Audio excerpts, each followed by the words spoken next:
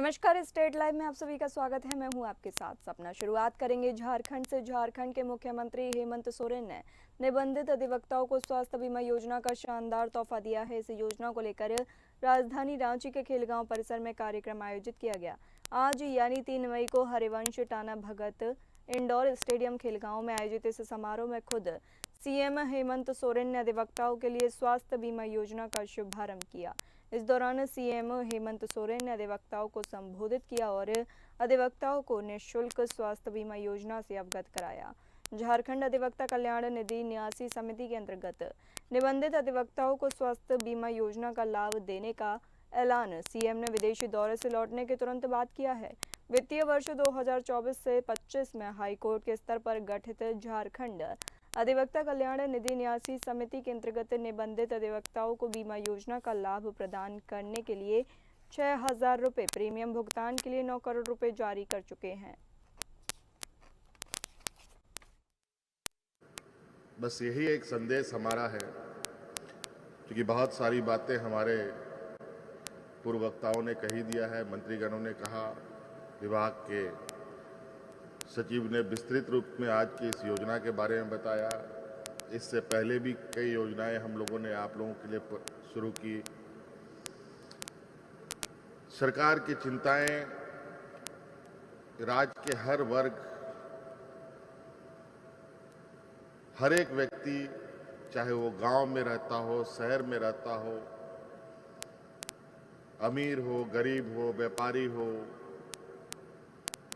नौजवान हो, छात्र छात्राएं हो, बच्चे हो, बूढ़े हो, बुजुर्ग हो, हर एक के लिए ये सरकार होती है।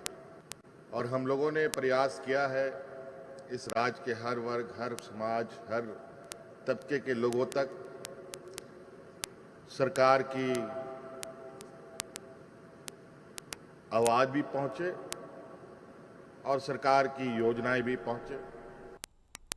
बात करेंगे बिहार की। खेलो इंडिया यूथ गेम्स 2025 का आयोजन पहली बार बिहार में होने जा रहा है। 4 मई से 15 मई तक चलने वाले इस खेल महाकुंभ का उद्घाटन प्रधानमंत्री नरेंद्र मोदी ऑनलाइन करेंगे।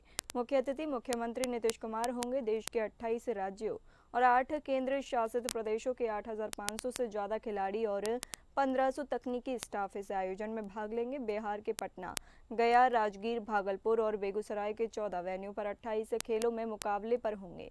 पाटलिपुत्र खेल परिसर में एथलेटिक्स 12 से 14 मई, रग्बी 6 से 9 मई तक, एथलेटिक्स ग्राउंड में वॉलीबॉल 4 से 8 मई तक इंडोर स्टेडियम में और बास्केटबॉल 10 से 15 मई तक इंडोर स्टेडियम में होगा।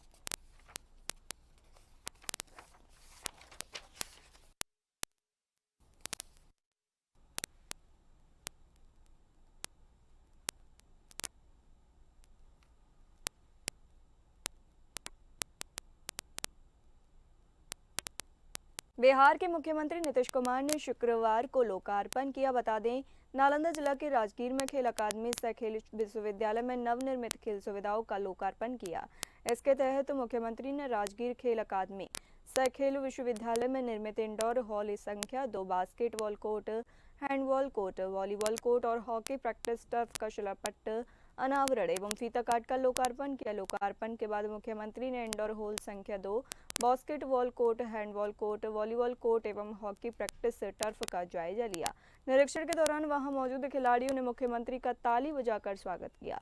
मुख्यमंत्री ने खिलाड़ियों से बातचीत की और उनका उत्साहवर्धन भी किया। वहां संचालित बॉयज और गर्ल्स हॉस्टल में दी जा रही सुविधाओं की भी जानकारी ली। साथ ही राज्य खेल अकादमी में खिलाड़ियों को उपलब्ध सुविधाओं के बारे में भी जाना।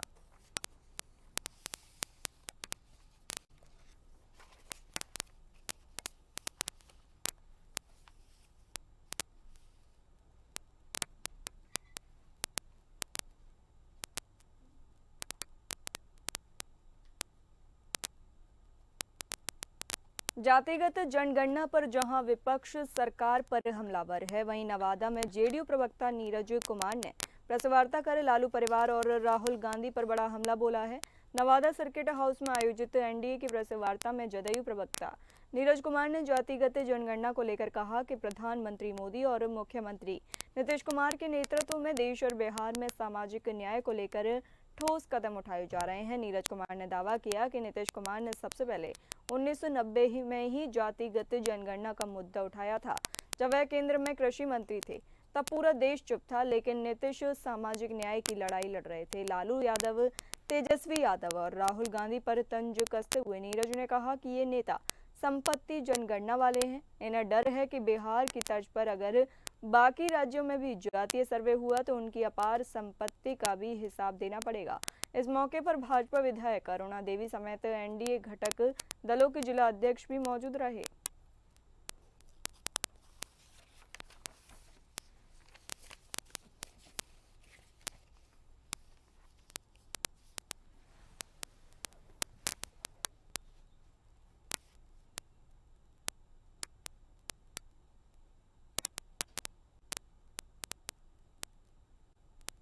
केंद्रीय सरकार द्वारा जातीय जनगणना के फैसले को लेकर भागलपुर में एनडीए घटक दलों में भारतीय जनगणना के फैसले का श्रेय लेने के लिए होड़ मची है। बिहार विधानसभा चुनाव के ठीक पहले केंद्र सरकार ने जातीय जनगणना कराने का निर्णय लिया है, जिसको लेकर लोजपा पार्टी के प्रदेश अध्यक्ष के निर्देश पर भागलपुर में लोजपा पार्टी के जिला अध्यक्ष सुबोध कुमार रमन की अध्यक्षता में जहां केंद्र सरकार द्वारा जातीय जनगणना की घोषणा पर प्रधानमंत्री नरेंद्र मोदी एवं लोजपा प्रमुख का प्रशंसा की गई, वहीं जदयू पार्टी द्वारा जातीय जनगणना के निर्णय पर भागलपुर के सर्किट हाउस में मुख्यमंत्री एवं प्रधानमंत्री का आभार जताया गया। इस दौरान लोजपा जिला अध्यक्ष सुबोध पासवान एवं पीयूष पासवान ने कहा कि जातीय जनगणना की मांग एक लंबे समय से की जा रही थी, अब परमिशन मिली है कि जल्द ही इसे पूरा किया जाएगा।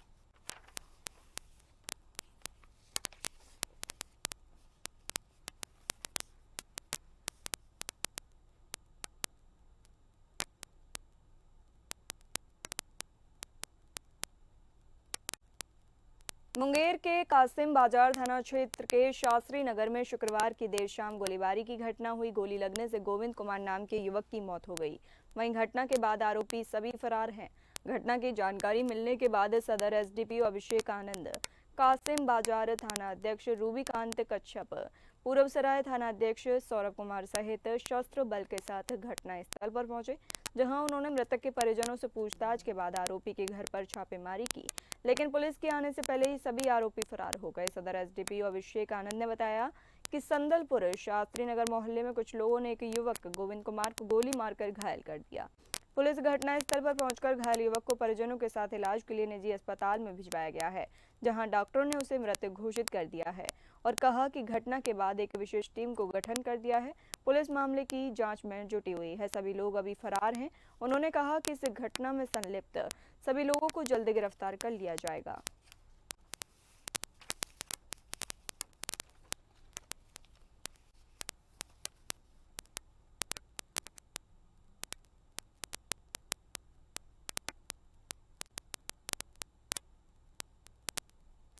मुजफ्फरपुर के उत्पाद विभाग ने कांटी थाना क्षेत्र के सदातपुर से एक एम्बुलेंस से लाखों रुपए की विदेशी शराब की खेप पकड़ी है। एम्बुलेंस की छत पर बने गुप्त तहखाने से शराब बरामद की गई। उत्पाद विभाग की टीम ने एम्बुलेंस के चालक को गिरफ्तार कर लिया। पूछताछ में चालक ने बताया कि वह वेस्ट बंगाल के सिलीगुड़ी से शराब लाया था और मुजफ्फरपुर में डिलीवरी करनी थी। चालक ने 2 बड़े शराब कारोबारियों के नाम बताए, जिनकी गिरफ्तारी के लिए छापेमारी की जा रही है।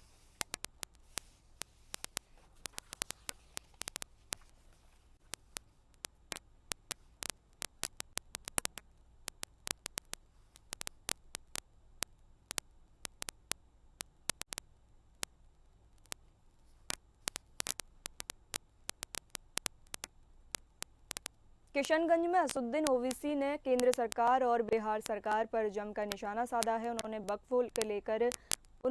को लेकर कई बड़े बयान दिए हैं। उन्होंने कहा कि जब हिंदू के सभी ट्रस्ट में किसी गैर हिंदू को मौका नहीं मिला तो फिर आप वक्फ पर कैसे किसी गैर मुस्लिम के हस्तक्षेप करने का जिम्मा कर सकते हैं। हम खामोश नहीं बैठेंगे जब तक कि हुकूमत इस काले कानून को वापस नहीं लेते हैं। उन्होंने कहा कि मोदी बोलते हैं गरीबी मुसलमानों में खत्म हो जाएगी। क्या आपने 11 सालों में भारत में मुसलमानों के हित के लिए कुछ किया? असुद्दीन ओवैसी ने चिराग पासवान और मुख्यमंत्री नीतीश कुमार पर जमकर तंज कसा और बोला कि ये लोग सेक्युलर हैं मगर अपने निचलों से बुलवाते हैं ताकि उधर का वोट न कटे। आगे उन्होंने एआईएमआईएम के छोड़े हुए विधायक को बुज्जिल और जमीर फरोश बताया। सीट पर चुनाव लड़ेंगे और अभी तो हमारा इलेक्शन कैंपेनिंग का आगाज हो चुका है।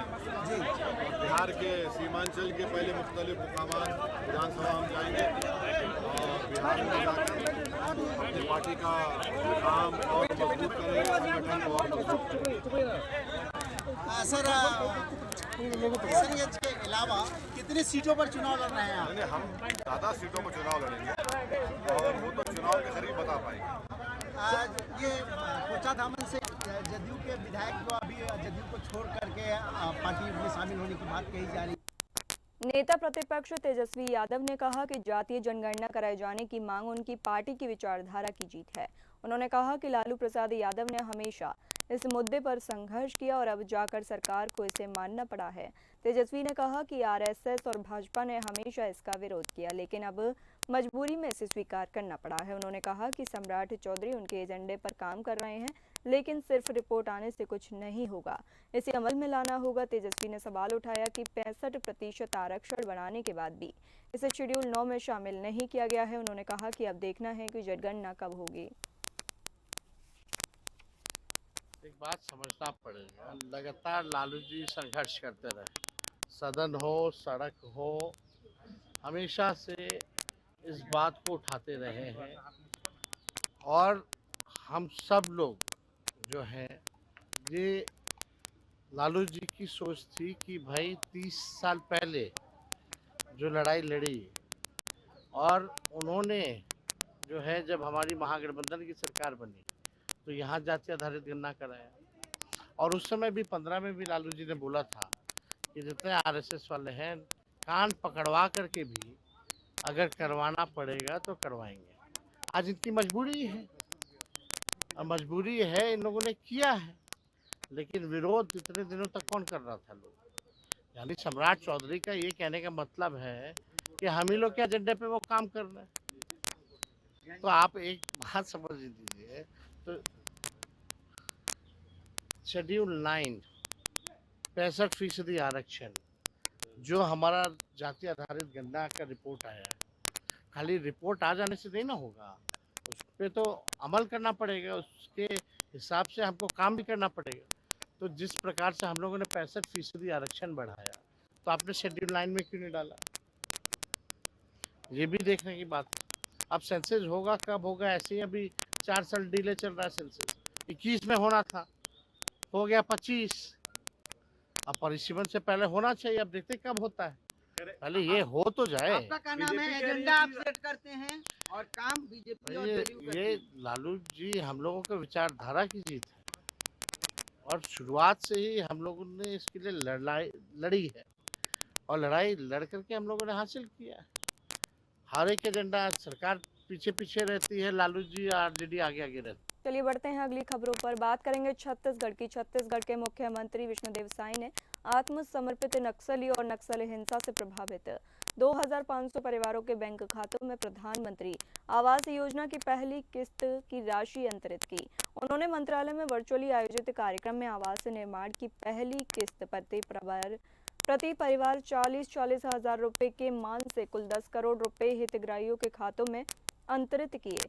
छत्तीसगढ़ के विशेष आग्रह पर केंद्र सरकार द्वारा राज्य के आत्मसमर्पित नक्सली और नक्सल हिंसा से प्रभावित परिवारों के लिए 15,000 आवास स्वीकृत किए हैं। उप मुख्यमंत्री तथा पंचायत एवं ग्रामीण विकास मंत्री विजय शर्मा भी कार्यक्रम में शामिल हुए।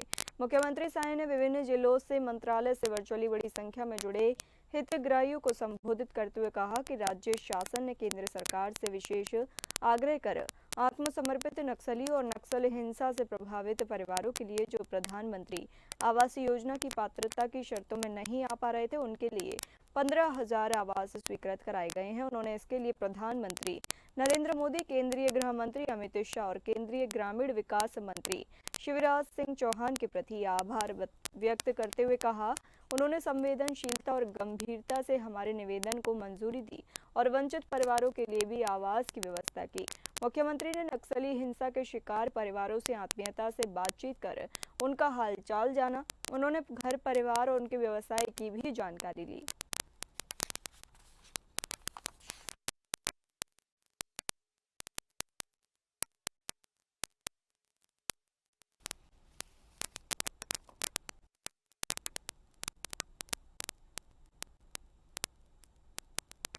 छत्तीसगढ़ के मुख्यमंत्री विष्णुदेव साय ने राजधानी रायपुर में नीति राज्य कार्यशाला श्रृंखला के राज्य समर्थन मिशन के तहत छत्तीसगढ़ में युवाओं, महिलाओं और जनजाति समुदायों के लिए कौशल विकास, रोजगार और आजीविका के अवसरों को विस्तार देने के विषय पर आधारित कार्यशाला का शुभारंभ किया। मुख्यमंत्री साय ने कहा कि यह कार्यशाला बदलते समय की जरूरतों के अनुरूप बेहद प्रासंगिक है।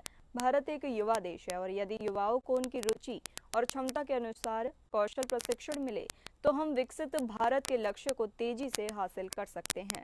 इस मौके पर राज्य के कौशल विकास, तकनीकी शिक्षा एवं उच्च शिक्षा विभाग द्वारा आज 4 महत्वपूर्ण समझौता ज्ञापनों (एमओयू) पर हस्ताक्षर किए गए।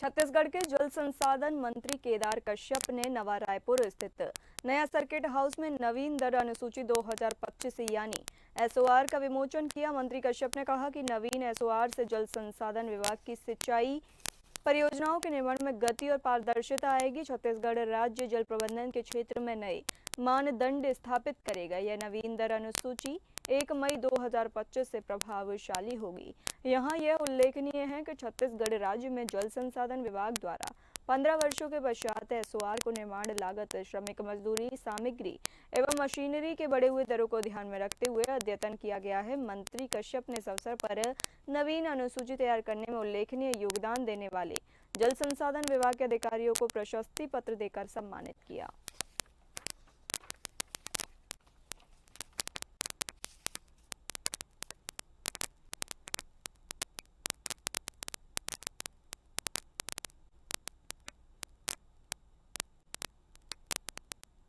छत्तीसगढ़ से बड़ी खबर आ रही है। छत्तीसगढ़ में पुलिस और नक्सलियों के बीच में मुठभेड़ हो गई। गरियाबंद जिले के जंगलों में पुलिस और नक्सली मुठभेड़ में एक वर्दीधारी नक्सली मारा गया।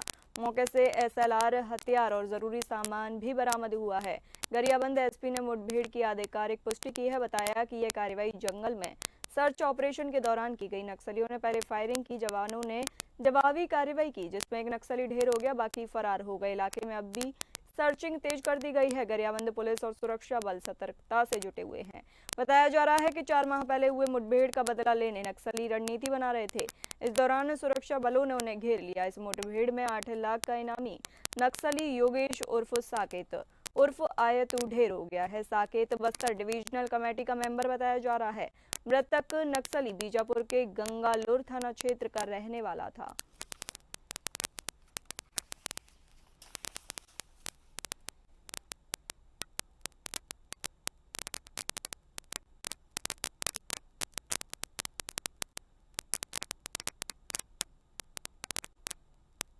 बात करेंगे पंजाब की। मोगा पुलिस को एक बड़ी सफलता हाथ लगी है। आपको बता दें, मोगा पुलिस को उस समय सफलता हाथ लगी जब हत्या के मामले में 2 आरोपियों को 12 घंटों के भीतर गिरफ्तार कर लिया गया। जानकारी के अनुसार 3 प्रवासी मजदूर पंजाब में गेहूं की कटाई के लिए आए थे। उनमें से 2 साथियों ने तीसरे साथी की हत्या कर दी। पुलिस द्वारा कार्रवाई करते हुए दोनों आरोपियों को गिरफ्तार किया गया और अदालत में पेश कर आगे की पूछताछ के लिए रिमांड पर लिया जाएगा।